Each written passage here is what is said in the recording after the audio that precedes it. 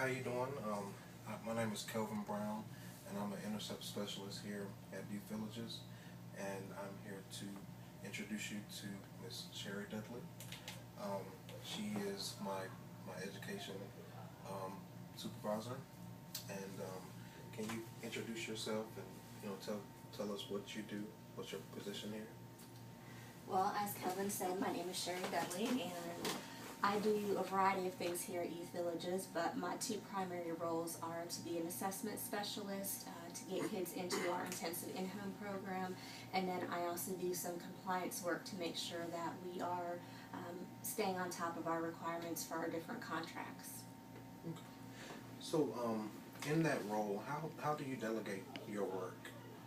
Like, what's the process that, as far as like delegating different tasks, or do you do that? Sure. I don't very often. The roles that I'm in, most of what I do, I'm primarily responsible for. We do a little bit within the team of shifting things around or sharing tasks if there's a scheduling conflict or someone comes up with a gap in time, but overall there's not a lot of delegation that happens. Have you, when you were on the front lines per se, have you been supervised by a social worker, a supervisor with a social work background versus a non-social worker background? Never while I have been here. Okay. In internship and educational placements, yes, but as far as professional work, I've never been supervised by someone with a social work degree. Really? Mm-hmm. Do you think is a difference? Did you see? I mean, I know you were in different agencies and internships, but can you see a big difference between a supervisor with a social work background as opposed to none? I do think that there is a big difference just in the path that a supervisor will take. Generally the clinical direction and the treatment model is going to be the same, but whereas one supervisor might really highlight a certain type of assessment or a certain way of conceptualizing the family, I'll notice that someone with a social work degree usually will have a different perspective that's very much rooted in, theories and ethics and things that we have as a social worker that's unique to social work.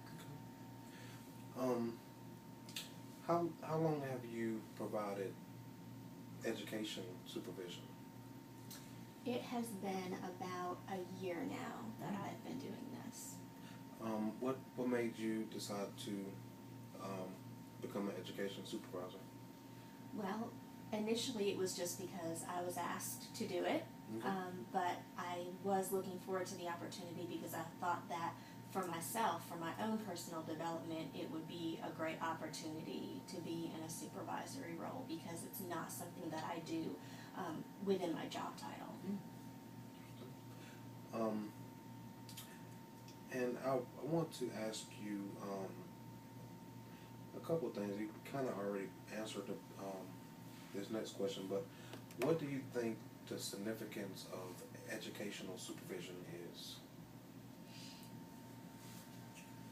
I think that the primary thing is you have different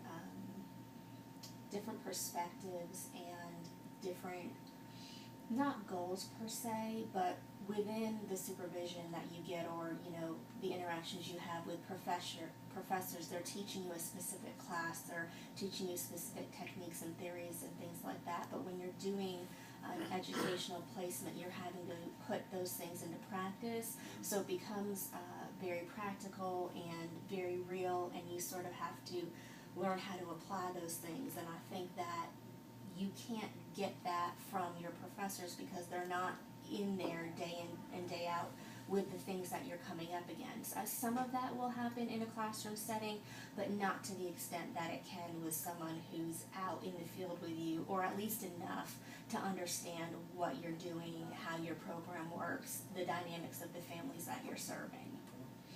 I agree. Thank you for that. answer. Um, what what role do you feel as though being supportive to the students has, as part of educational supervision or being an educational supervisor? For me personally, I feel like support has a really significant role.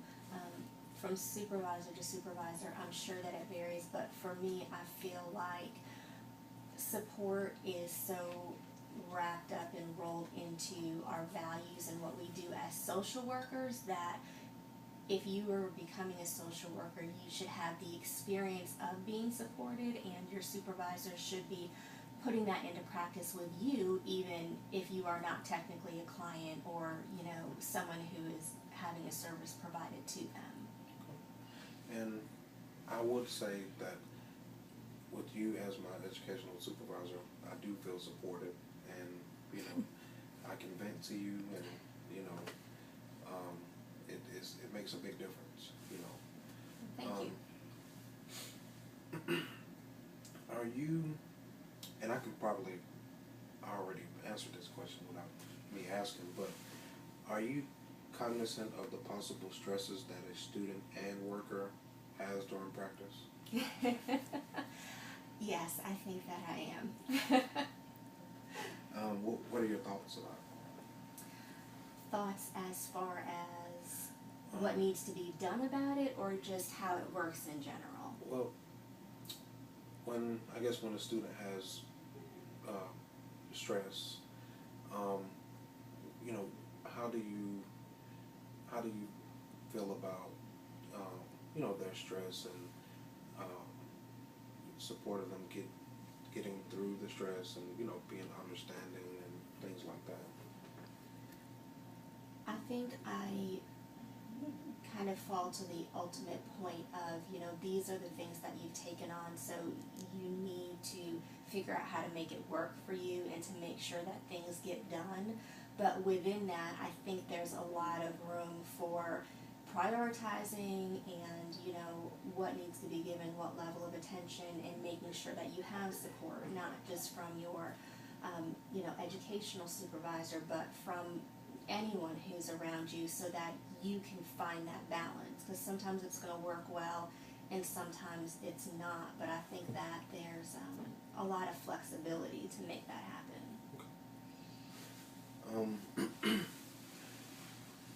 I think you kind of already answered this, but was there a smooth transition, or how did you feel about your transfer from doing your everyday work to educational supervision? I don't think that it was an issue. I think it's just something that, became incorporated into what I do. Okay. How do you feel about evaluations? When you have to evaluate the student, do you have any reservations about evaluations, or? I think it's difficult to do evaluations because I am not a supervisor for the actual program, and so I'm not really privy to day in and day out how things are going. I can evaluate sort of from our supervision and, the way that you conceptualize and the way that you implement things, but I think a piece of it does get missed by me not knowing a lot of the ins and outs of what you are actually doing in the field with your families. So it's a little bit uncomfortable. And if you saw that a student needs, improvement, would you have a problem? I guess my question is what is your approach, to a student that may need improvement, I think that I pretty evenly try to mix, praise and support with where there's still a need area. So, showing the things that are going well and then suggesting some areas that could be strengthened or improved upon. Okay. that's about it. I really appreciate it.